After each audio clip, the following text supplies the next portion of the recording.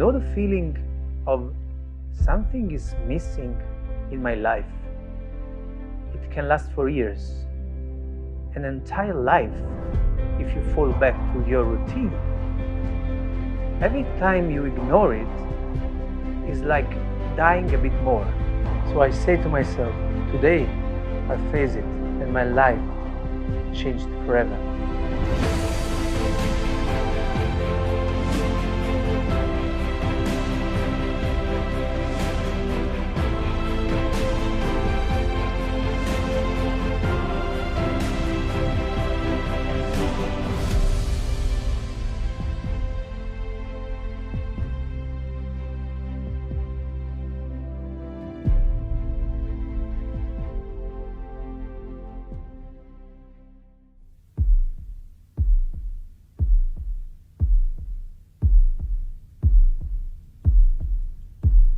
You are dependent. In your mother's womb, you get food, blood, oxygen, and then life, your first breath. You have a new mother now, Mother Earth. Air, food, blood. You grow and you are dependent again. Your senses, gravitation, emotions, ego, social life, family, school, friends, partner, a new needs, a new car, a new phone, and then you have your job, you have a career, and the monster of money, good life, fashion, technology, and your addictions. You smoke, or drugs, or alcohol, and sex, porn, gambling, social media, and then you must be more social. You must share your life with the world. Share every moment of your new perfect life. Speaking to a phone with your virtual friends and wait for their fake comments and likes to get your daily reward of dopamine. You are where your mind is. It's up to you to choose in which world to live. It's your turn to work your freedom out from this mess, from the so-called material world. No fake gurus, no isolation, no climbing the Himalayas. Just be yourself. Connect to your divine spark and express it here in this world. The seed is in you, but don't waste it. A birth is painful. A circumcision, even more. When blood comes out, have no fear. Your old self is being sacrificed. You have the potential to connect, to build the holy temple. It's written, "Ve'asu li mikdash ve'shachanti betocham." They shall make for me a sanctuary, and I shall dwell within them. The divinity will dwell within each and every one of us. But who can guide you? Who will tell you that you have a spark, a divine spark within you? You are a soul in a physical body. You can experience unity with the Creator. You are a chariot for divinity. How to work it out in reality? Who will tell you that there is a work to do? Religion is the answer. But what is religion? How much religion affected you as a child in Italy? Well, you know, in southern Italy, it's like that. You're born with black eyes or brown hair. You know what I mean? Come mangiare pasta ogni giorno. Pizza and lasagna? Exactly. Christianity comes with birth. Like playing soccer in the street. You take the ball and run. You don't ask questions. It's part of your life. Imagine a little village, 6,000 people, great landscape and sun and coastline, job, family, friends, routine, and you follow the local ships. Church, bell rings, bow to the statue, and walk after the cross and confess your sin to the shepherd. I was pretty wild as a kid. I think my mother knew that. So she put me in a school with the nuns. I was about 5 years old, I guess. Now, can you imagine a young kid full of life, surrounded by black and white frustrated nuns? I mean, I simply wanted to be a kid. You know kids, right? They have to move, run and enjoy and scream. Worst period of my life. I remember there was a special room, dark, where they threatened to close me if I wouldn't follow their rules. Sometimes I was not permitted to move from my seat, even to go to the bathroom. I used to go back home sometimes with different clothes because I wetted myself. My mother used to say, "Who's this? Brought back the wrong kid?" But listen, everything was done in the name of the Lord.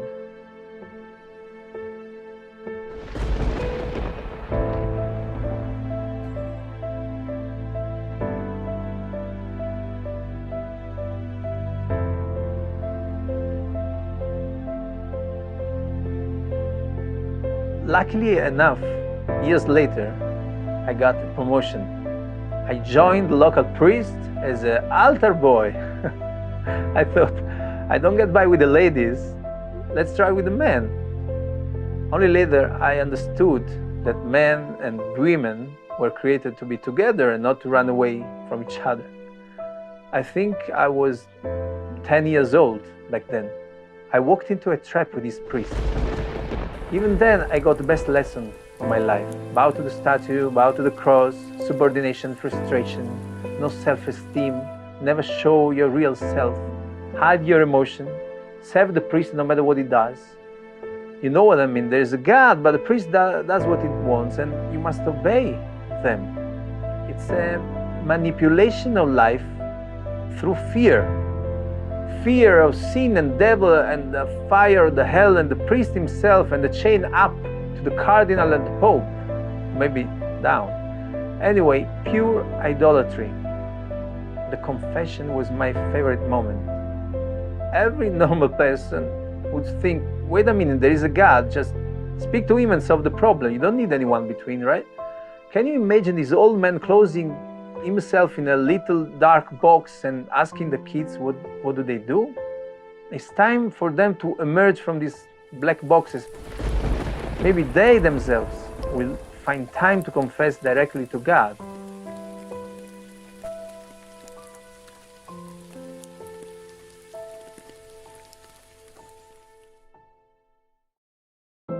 Some people put you down when they see you're going higher.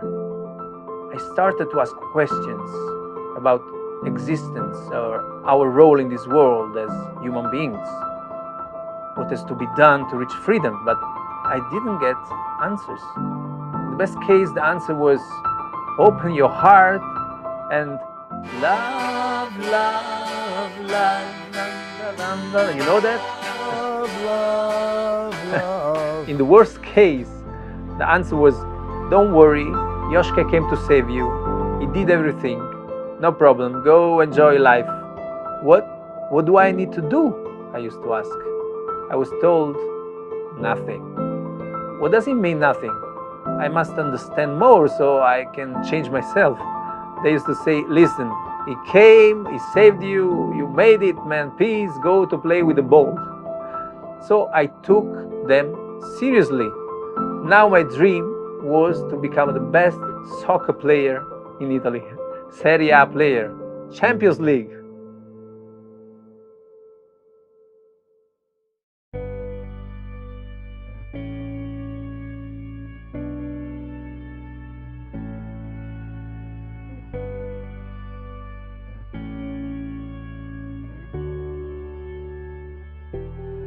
Well, I was pretty good with my feet.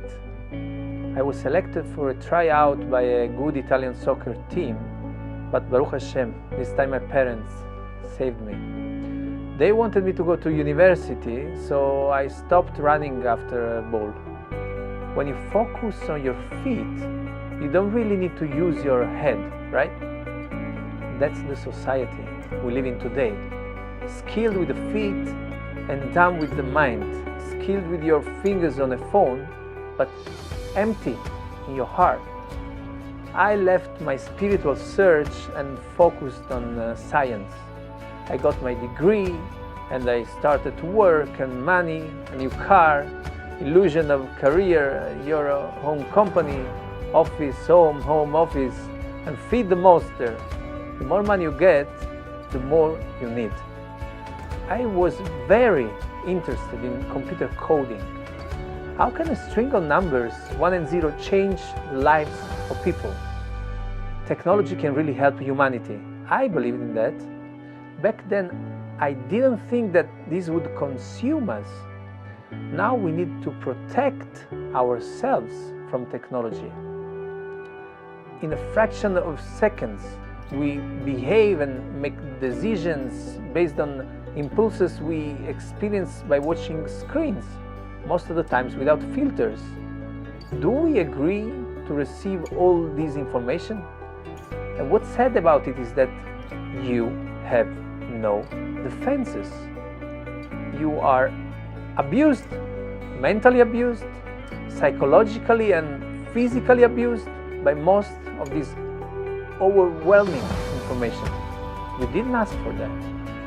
The answer to this flood of information is, let's defend ourselves from technology using more technology. What a big mistake. The endless spiral we are caught in today, I believe, is technology. So I thought, I have only one way to save myself: disconnect.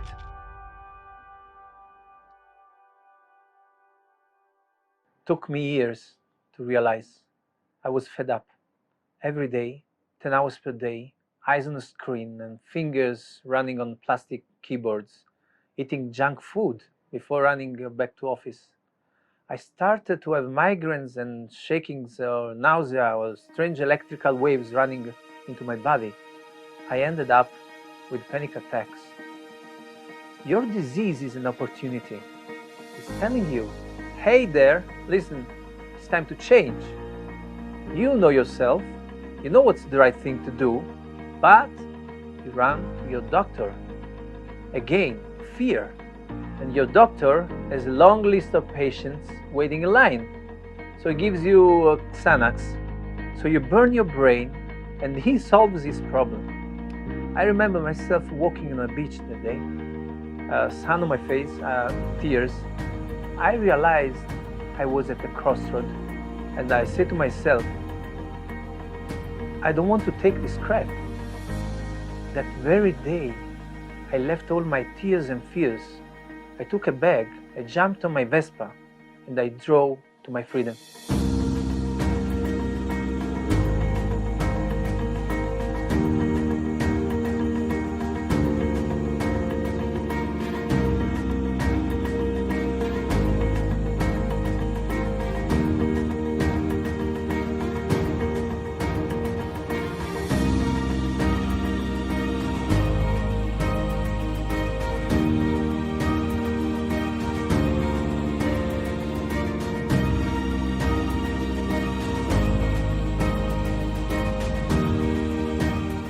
I rented a small house in the forest, up on a hill, in a village with a few hundred people. The sea and olive trees, lemons, vineyards, roses, birds, and silence. I closed my company and I started to live. Totally immersed in nature, I was listening for the first time. A voice was teaching me, who am I? I went back to be curious like a kid. I wanted to know more about this world, but in the real sense. I showed my face to the world. No masks, no filters, no social media, just me. I experienced again the deep feeling of loneliness. Loneliness is a healer, no place to hide. I just faced it and I felt like coming back home, my inner home. Long walks between sea and mountains and searching different worlds, minerals and plants and animals, or human realm in all its aspects. physical and emotional, mental or supernatural. I read a lot. I was attracted by all sorts of subjects, and philosophy and religion and history, astronomy, mysticism, psychology, music. I started to write. My creative part, my bright brain was waking up and started to tie down the left brain, the analytical one, like Avraham Avinu did with Yitzchak, his son.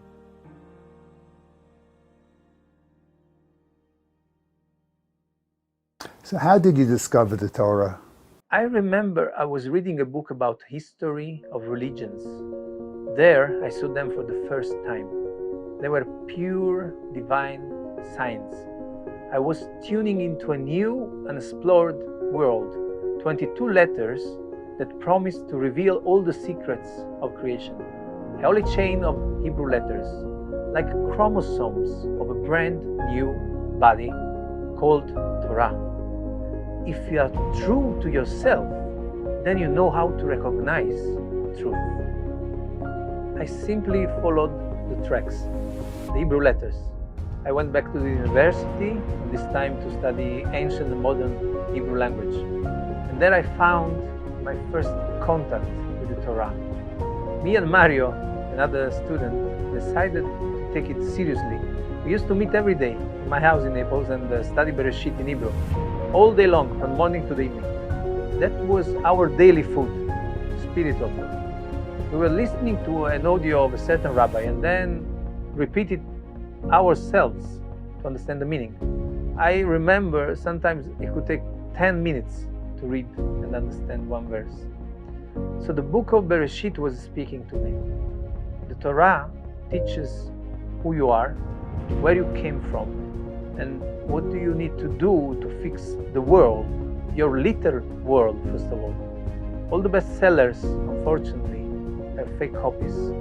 Idolatry cults pretending to suckle from that lively spring of knowledge. They monopolize, they control masses, give a fake and scary model for survival, and let people continue to sleep, trapped in a dream like everything is fine, just fear me, bow to me, no work needs to be done. As a human being, I felt that I was advancing in the next stage of consciousness. But for that, I needed a manual. Well, the world has this holy and amazing manual, and its name is Torah. The Torah was given to the Jews, but is accessible to the world, of course in the original Hebrew language. Our sages said that the Torah can be read in 4 different levels. We know that the word paradise comes from the Hebrew word pardes. It means orchard, a garden. But pardes is even an acronym. It's a word of 4 letters corresponding to the 4 letters of the holy name, to the 4 elements, to the 4 spiritual words, and to the 4 levels of soul that we can achieve. The pei of pardes stands for the Hebrew word pshat, the simple explanation of the Torah. And the resh stands for remez, a hint, an allegorical reading of the Torah. And the dalet stands for drash, to inquire, to go deep in the text through the study of the main sources like the Talmud or the Midrashim. And the samech stands for sod, the esoteric meaning of the Torah, the secrets behind the text and behind our existence. Adam olam katan. The sages say that man is a microcosm, an image of divinity. We, as human beings, live in a reality that is parallel to a higher spiritual world. I was reading in the Torah about the Avot, Abraham, Yitzchak, Yaakov, Moshe, Aaron, Yosef, and his brothers, King David, and I was learning about the history of the Jewish people, of course, but even more. I clearly felt that these were much deeper teachings for me. I was learning about my physical, psychological, and subconscious processes, attributes. My old world broke into pieces under my eyes, and Bereshit was promising day after day to fix it. Like a puzzle, I was using that same pieces, but in a correct way, not forcing a false image of myself. Instead, I was building a new self, a new being, totally in tune with divinity. All humanity is called to take part consciously in this process that is unfolding every day more in front of our enlightened eyes. It's up to you. Ignore it or participate. So when did you arrive in Israel for the first time?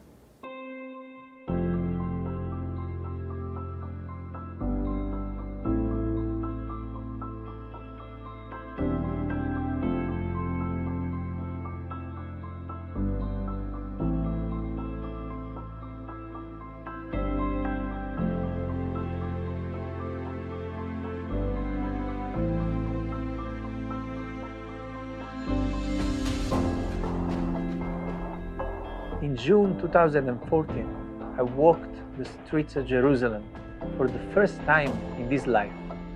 Sirens sounded in Jerusalem and all over the country to warn about rockets falling from the Gaza Strip.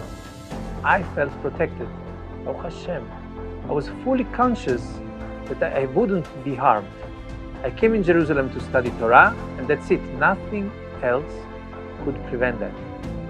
And the first thing I did to connect with the Jewish people was studying their language.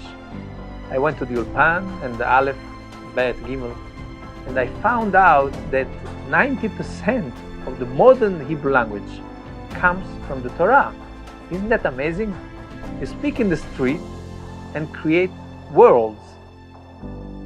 Practically, it's the same language of 3,500 years ago. It's so powerful. But you must be careful with what you say.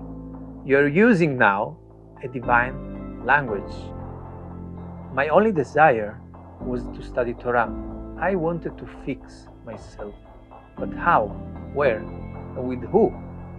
I stayed for the first month in a hostel.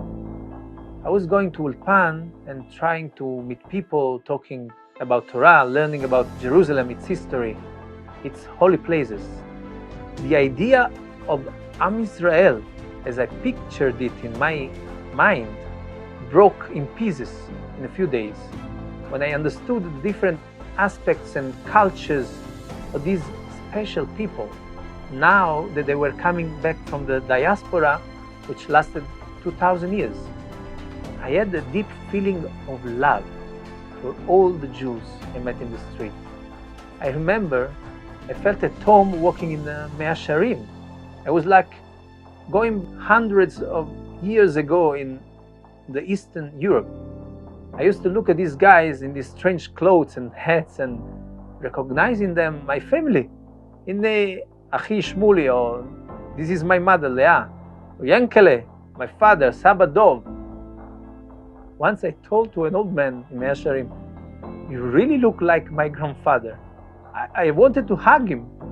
He was upset. He told me, "מה אתה רוצה ממני? תעזוב אותי. Leave me alone. What do you want from me?" How do you say that in Yiddish?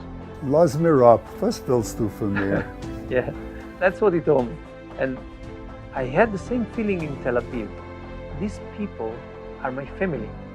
With some friends in Arlozorov, in the bars there in Frischman or Yafo, I was witnessing Jewish people coming back to Eretz Israel. It was not a movie, it's real happening now. I was there looking at it from my narrow angle and astonished, amazed. Different cultures, different faces and clothes and opinions, but definitely one big family. My family. United consciously or unconsciously by the Holy Torah and by one God. I delayed my flight as far as I could. I really didn't want to go back to Italy. My visa was expiring, so I decided to spend the last weekend in Tzfat. Booked a place in the old city and started to walk around. There are 4 cities in Israel connected to the 4 elements. Hebron is earth, and Jerusalem is fire, and Tiberias is water, and Tzfat is air. Well, my first time in Tzfat was like flying. Big Kabbalists like the ORIA Kadosh or Chaim Vital or the Ramak or Dovero, they were walking this street.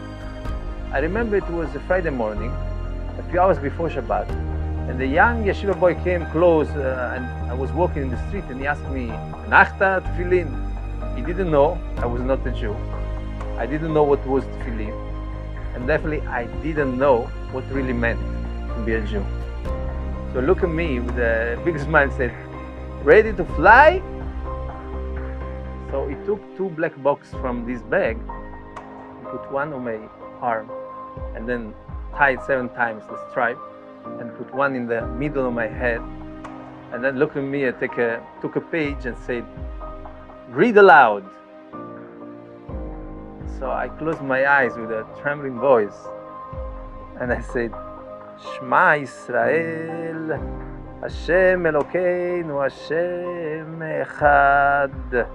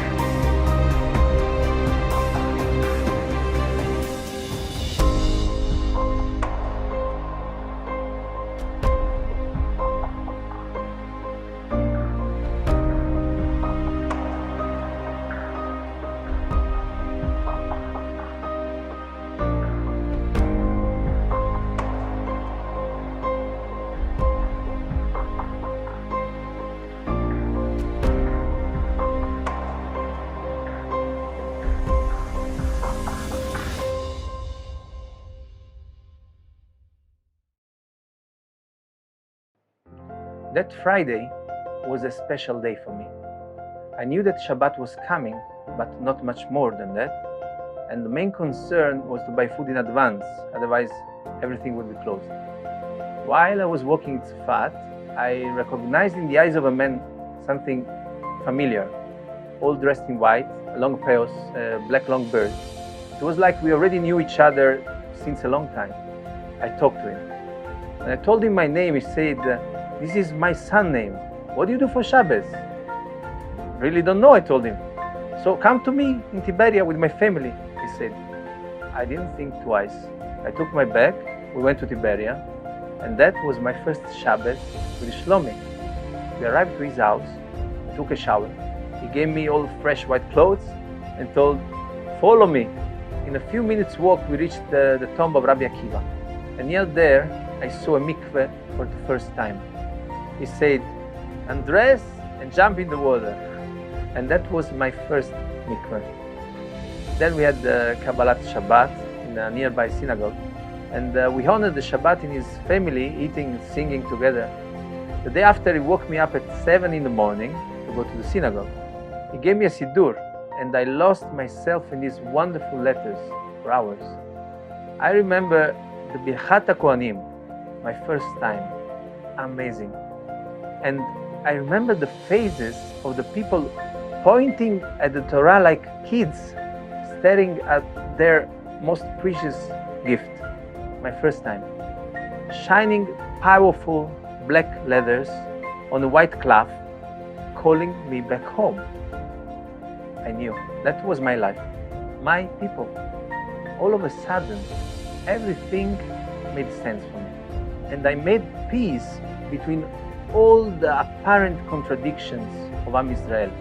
Sephardic, Ashkenazi, Yemenite, Ethiopians, South Americans, Indians, Russians, Chinese, Zionists, Datilumi, Kippa Sruga, or traditional and converts, religious, not religious, Jews for Yoshke and Haredi, Ultra Haredi, from one eating only glatle super meadrin to the one eating shrimps in Frischmann or pizza salami in Tony Vespa. That was my family. A queen, a beautiful holy bride ready for the marriage. Neshamot Kedoshot, holy souls fallen from the highest of the heavens in this reality. We must not judge anyone. Ki ha'adam yireh la'inayim ve'Hashem yireh la'levav. Man sees with the eyes, but Hashem sees into the heart. This is one holy family. It's one heart. Hashem is taking care to bring near the one that needs. He does it through the Holy Torah. He gives power and strength to do mitzvot and to attach to the Torah, as it's written. Etz chaimi lamachazikim ba, letomchea meushar. It's a tree of life for those who hold fast to it, and its supporters are happy.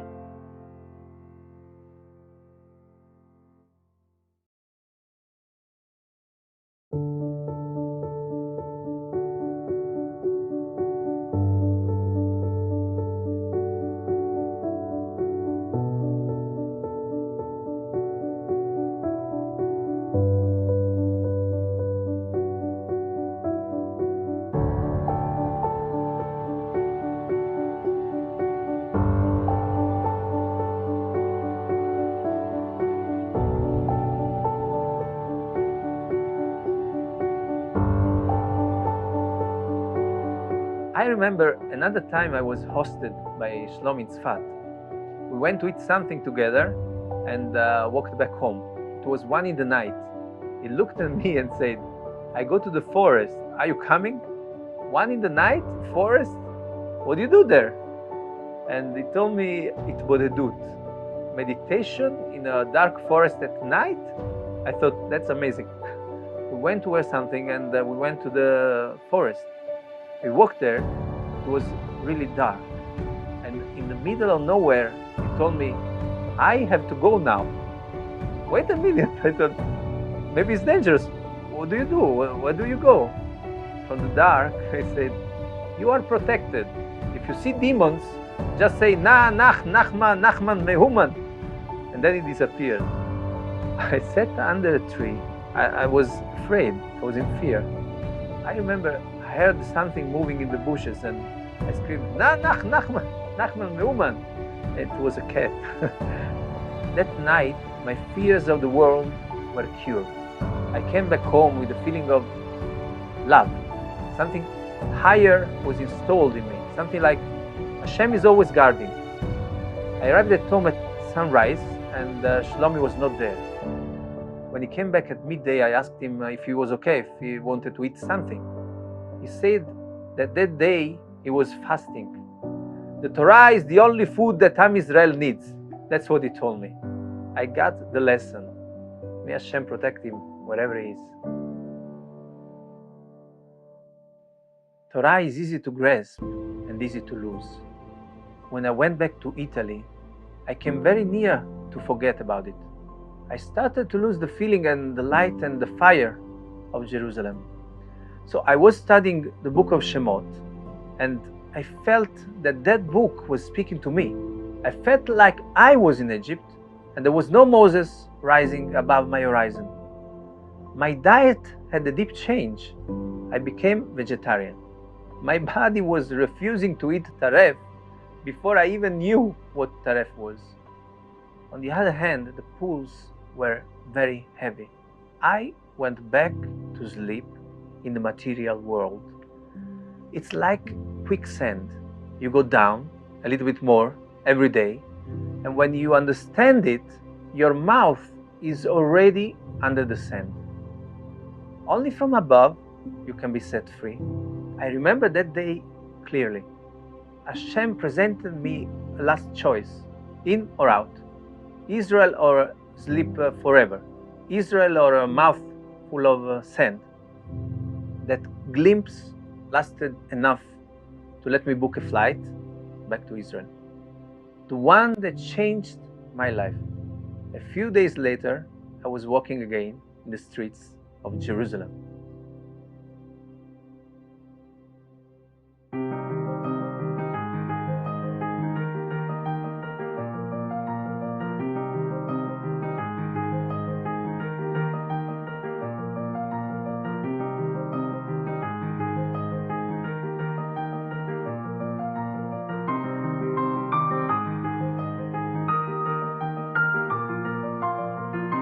Divine providence is a well-known concept among the Jews. In Hebrew you say Ashgacha Pratit. Our lives are connected. There is a direction, an evolution for our condition as human beings.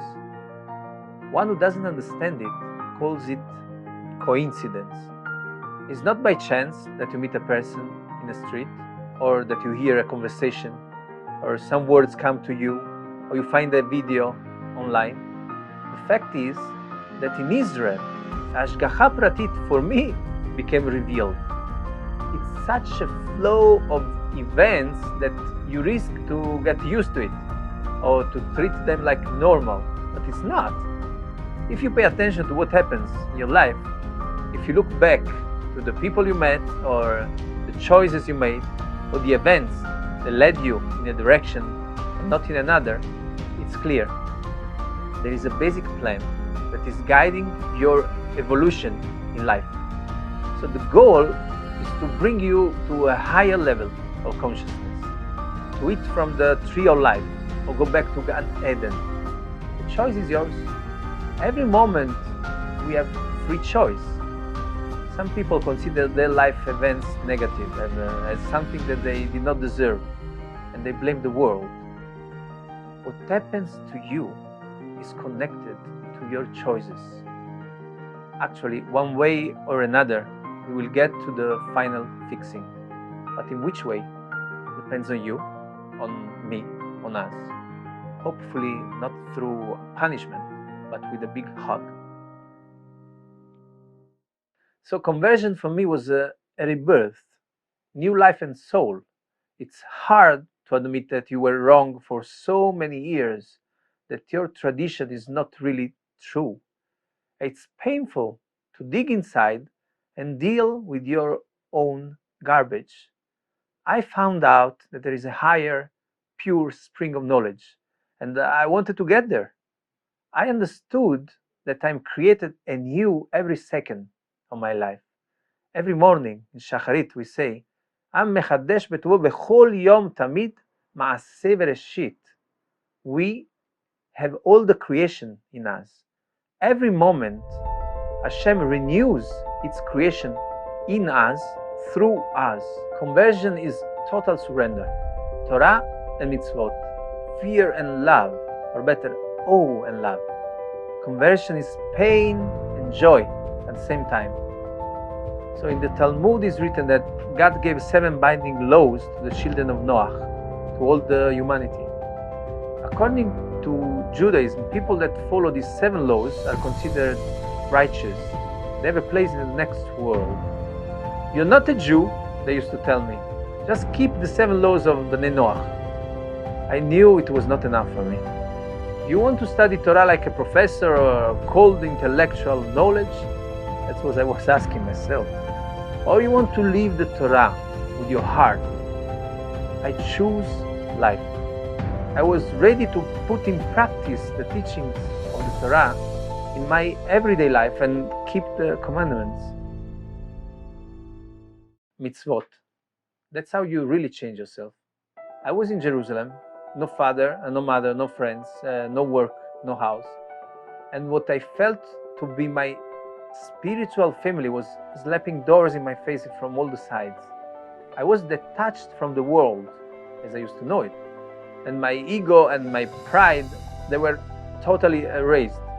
I didn't know who I was anymore. When I felt in my flesh and bones that I was completely nothing, Hashem gave me everything I wanted. Now the more I was rejected, the more I felt accepted. And during the first month of conversion, I was completely overwhelmed. Sometimes I couldn't even go out of my bed. So my body was going under a full reconstruction and fixing. New shape and new colors on my soul. New cells, new energy. And the result was painful, like a birth, and stress, weakness, and pain all over the body. I was building a new vessel. If I may use an example to describe my conversion process, I would talk about cars. Judaism teaches you how to drive the fastest car in the world, your neshama. But it's even warning you, don't rely only on your human qualities. You will crash. And remember, in every single moment of your life, the architect of the world gave you the opportunity to be part of this amazing soul race called life. We really should start to look at human beings as souls, fallen souls in these physical bodies, because that's what we are, wonderful souls. Jewish tradition explains clearly and in an amazingly detailed way all the levels of the human soul and its attributes and inclinations of man in this world, and the pitfalls, the inner self dynamics. Like a scientist, I was learning, and I'm still learning, how my inner world works and what I must do to fix myself in this physical world to reveal the full potential of my soul.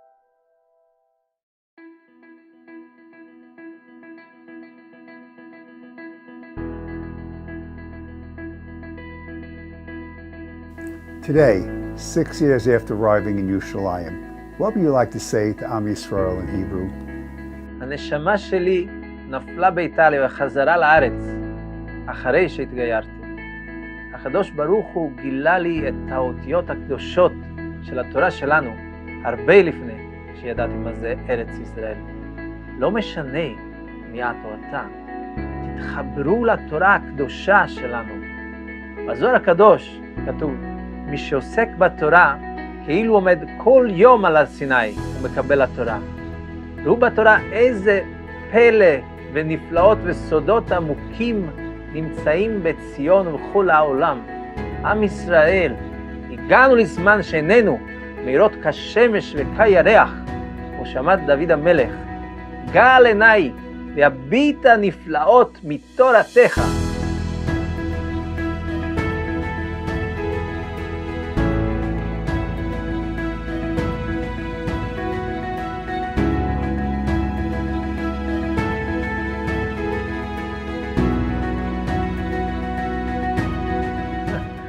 And ta-da! She is the one. She is the one.